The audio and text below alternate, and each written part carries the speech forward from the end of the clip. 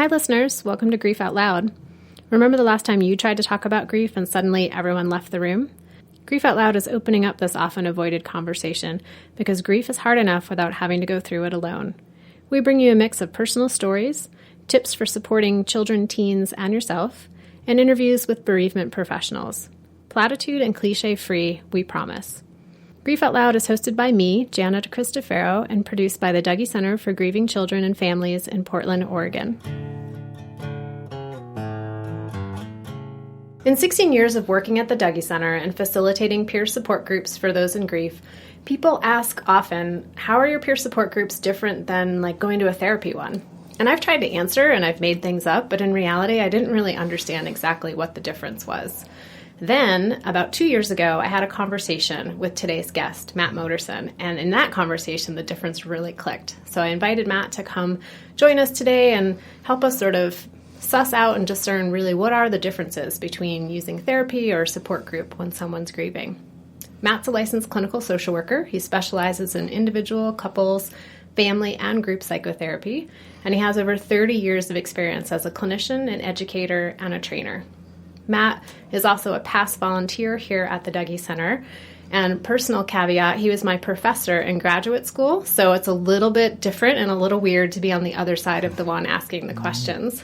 Thanks, Matt. Thanks so much for joining me. Well, it's a pleasure to be here, and it's nice to see that you've been at the Dougy Center for 16 years now, and you found your passion. So it's wonderful. Yeah, and I'm still a baby here compared to all my coworkers who've been here for 20 and 25 years. Oh, that's great. That's great. So Matt, with your extensive knowledge and experience working with people in the context of both individual and family and group therapy, I have a feeling we could probably talk for hours about the ways in which grief shows up in your work. And today I'm really hoping we can look at how are peer support and therapy different, and how would someone really decide which way to go, or maybe go in both directions. And how has, the ways we work with grief in the therapeutic context, how's that changed over time? So that's my goal, and whatever else we talk about is great too. Okay, that's great. That's a great goal. I think the part that intrigues me the first, and I'll talk about the difference between sort of psychotherapy groups and support groups in a little bit. But I like your question, I think, about how has our thinking about grief changed over the years. I think that at least mine has. And one of the things that we used to believe, I think, is that you eventually get over grief and that you move on in some capacity. I don't think that's true anymore. I don't think a lot of people necessarily believe that eventually, at least those in the helping profession. I think sometimes our friends may think we should be over something when Absolutely, we're not. Right? That still happens. That still happens, right? I mean, and so they have this predictable sort of idea that if it's a year, you should be here. If it's 2 years, you should be here. Sometimes even if it's been 2 weeks. 2 weeks, right. Here. Right. So our friends, maybe who have not experienced grief or in the way that we have, they have a sense about how grief should be, that we should be over it. I think in the therapy field, for one, I've come to look at grief as something that gets incorporated into the fabric of our life.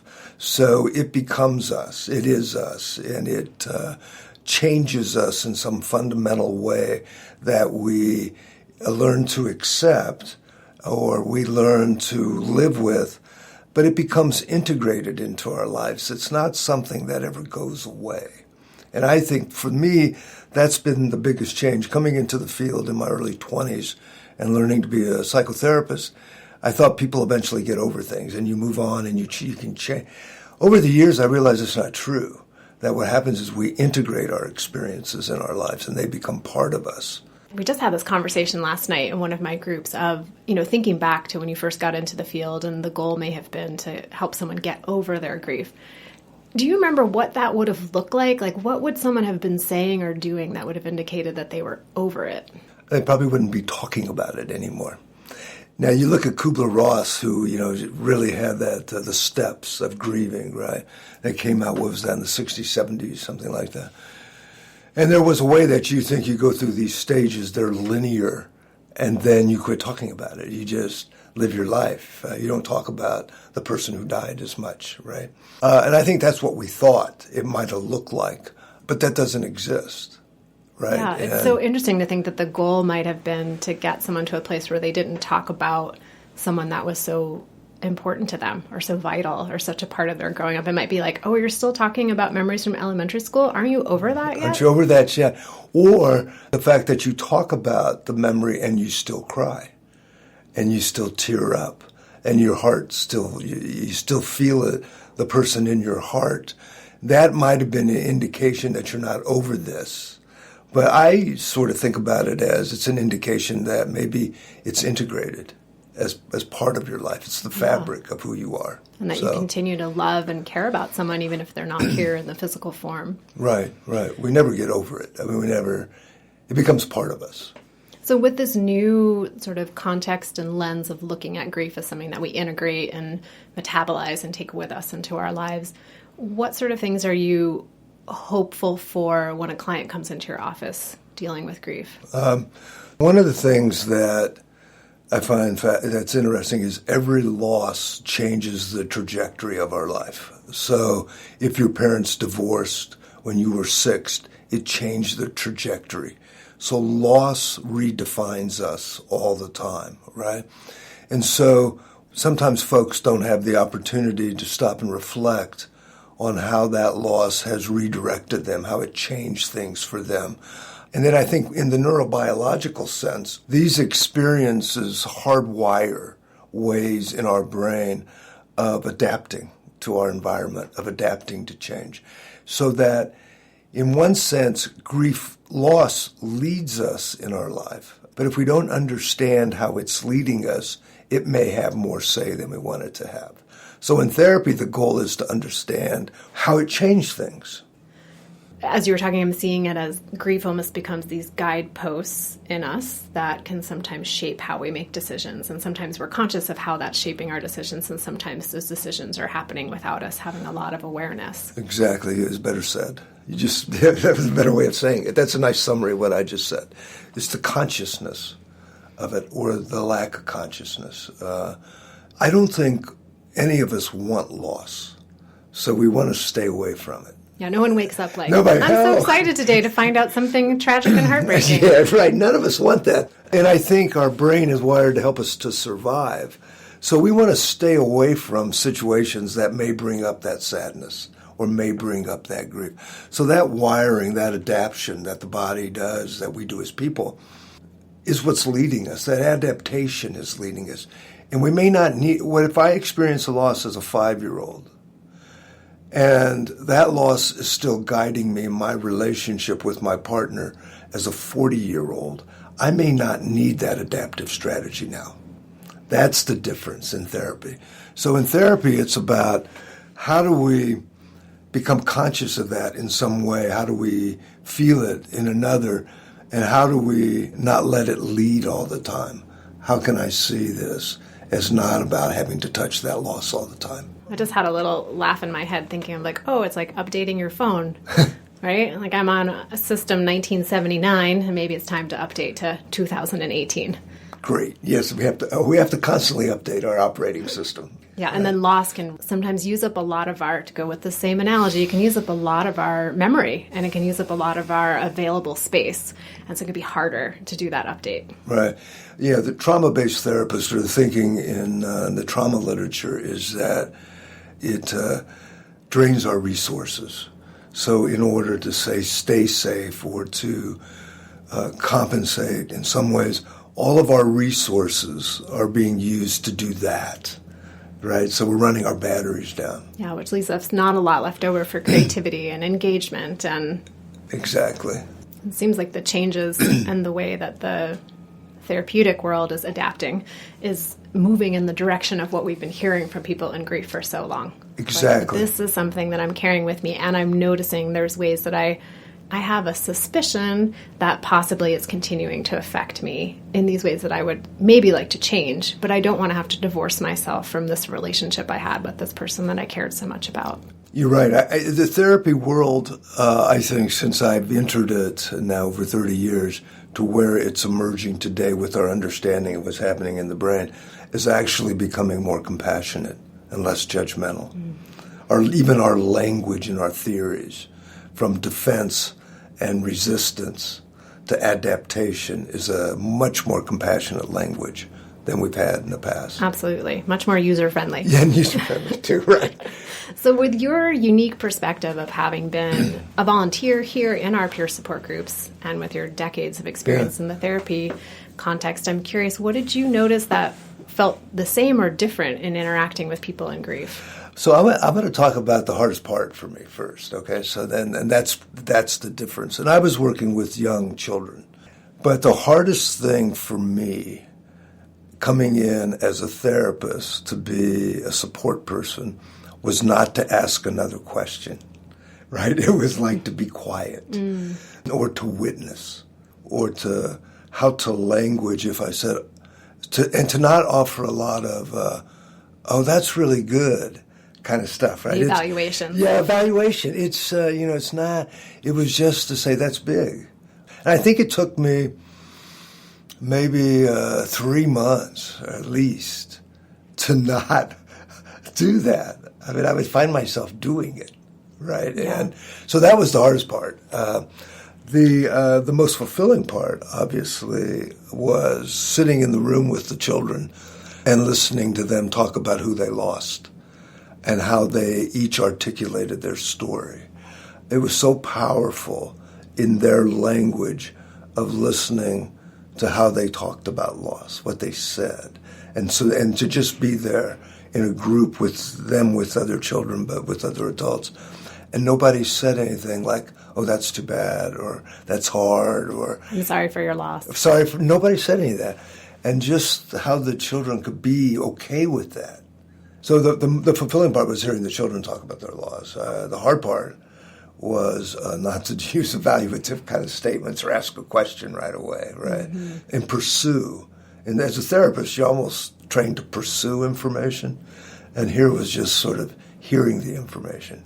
So that was a big shift. That was a shift. Yeah, and there's ways that we work around asking questions or eliciting more information, but it sounds like the goal maybe is different and how we might go about asking that kinds of questions. And I think that's a segue, I think, into the difference between support groups and sort of process-oriented or change-oriented groups, is that in support groups, the goal is not to change the person.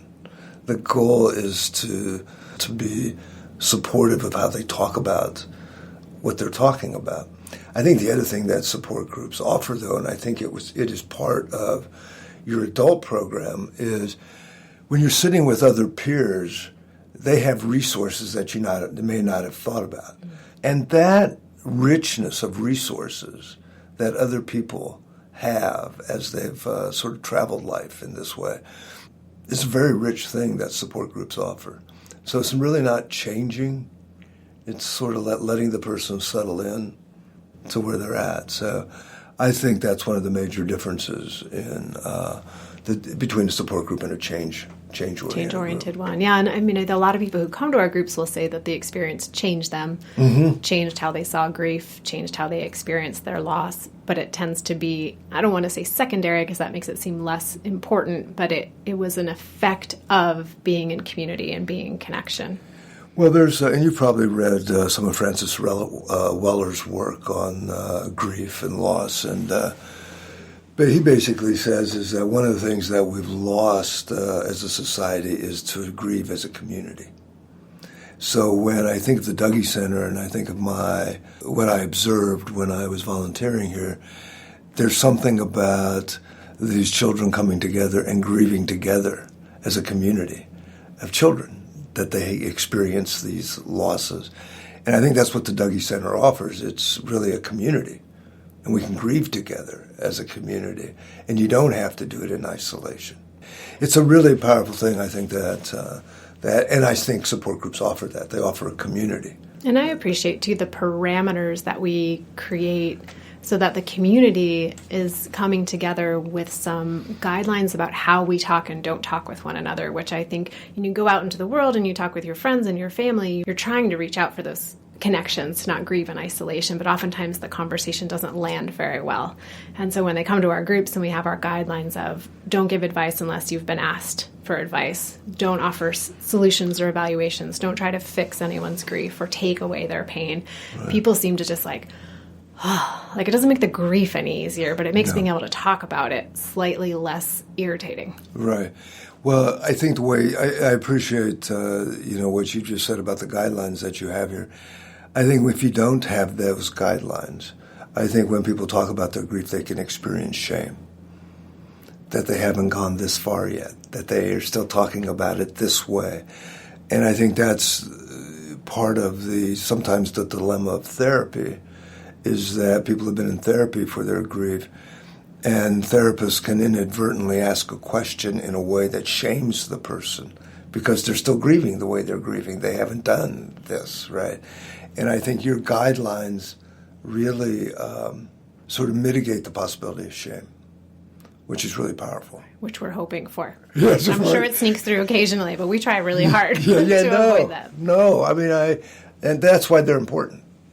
Do you have a sense, Matt, of what questions would somebody ask themselves when they're trying to decide, do I go to therapy? Do I go to a process group? Do I go to a support group? Do I do all three? That's a great question. I don't have a clear answer for that, but what I would say is, from my experience, is that the first step should be to sort of consider a support group, just because it's, in many ways, the first step is to just be with people, to reduce your isolation, and to be with people who are experiencing what you're experiencing. And then if you begin to feel stuck, or it becomes in a way that over time where it hinders the way you can function in life, to be there for your children or to go to school, then I think therapy should be considered. But I think the first step is to reduce the isolation, find a support group, see what you experience and what you think.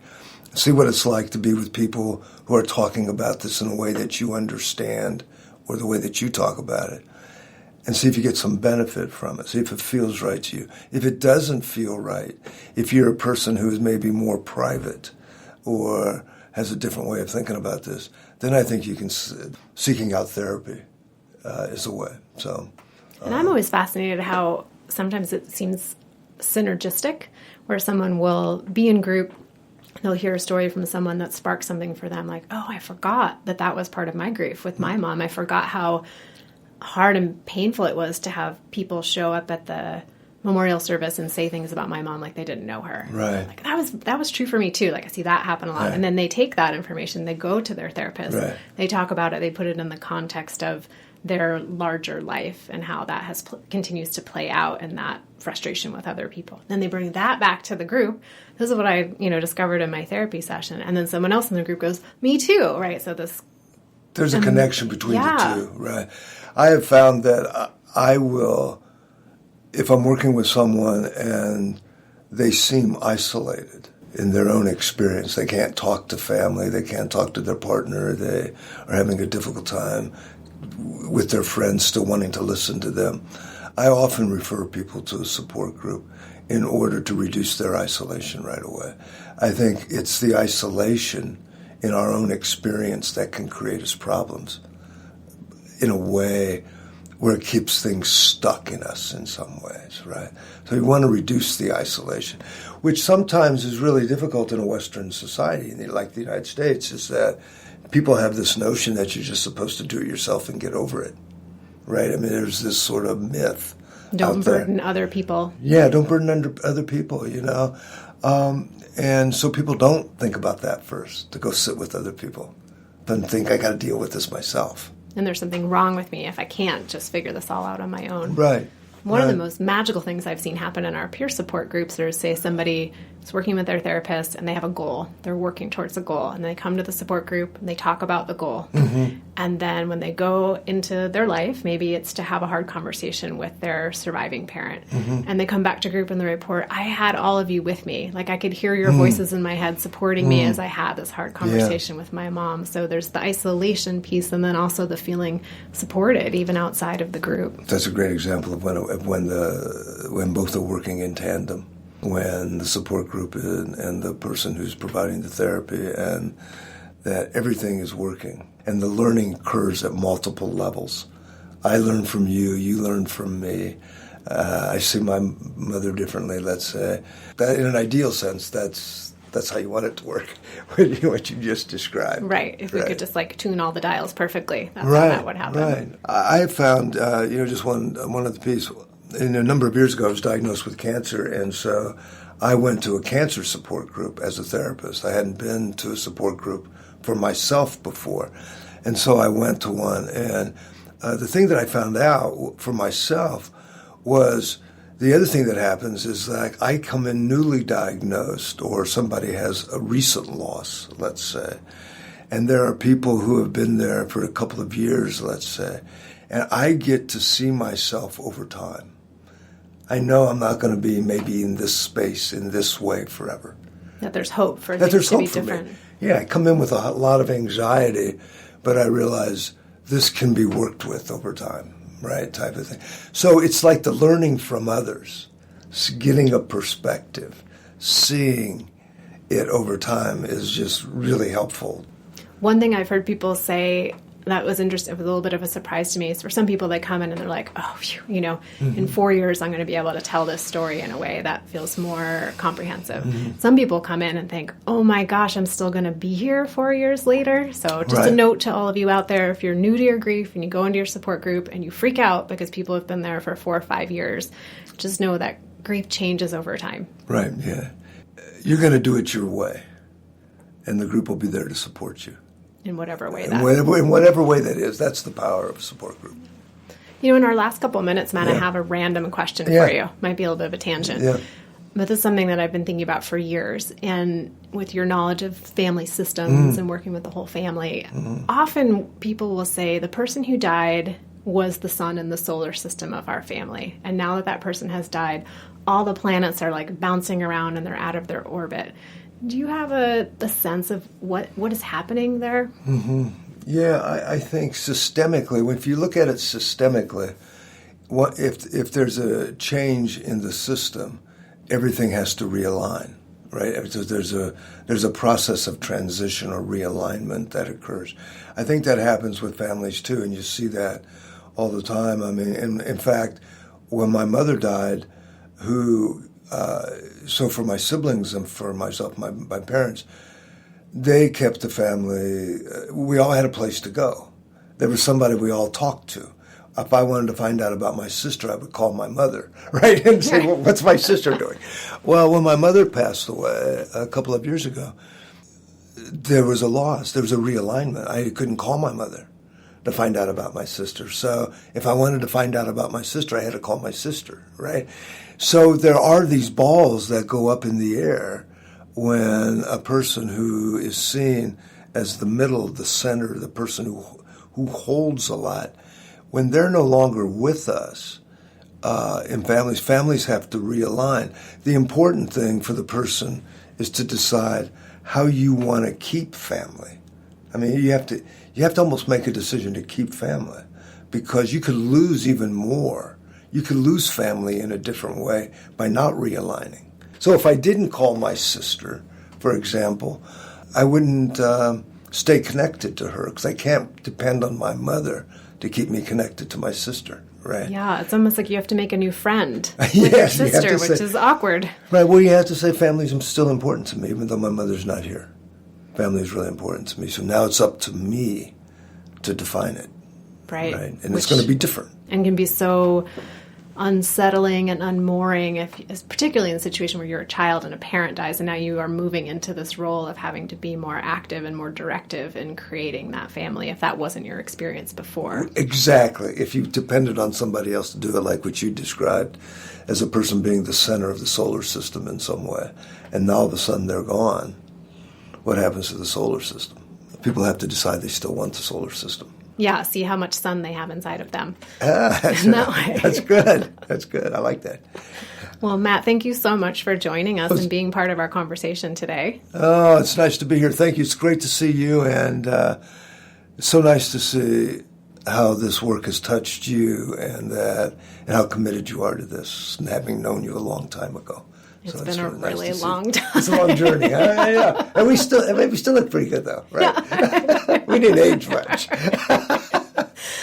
Well, thanks everyone out there for listening today. This is our first official episode with our new name of Grief Out Loud, so welcome to that. And if you want to find any of our past episodes, this is episode number 70. You can find us in iTunes, in Stitcher, on our website, dougy.org, or any other podcast platform you might use. If you wouldn't mind giving us a rating or review while you're in there, that would be great. It helps other people find our podcast.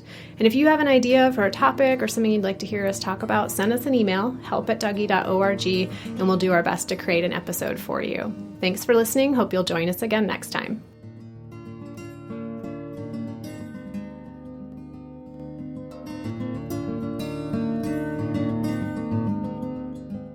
Thanks for listening. Music for this episode was written and performed by Layla Chieco and Dr. Turtle.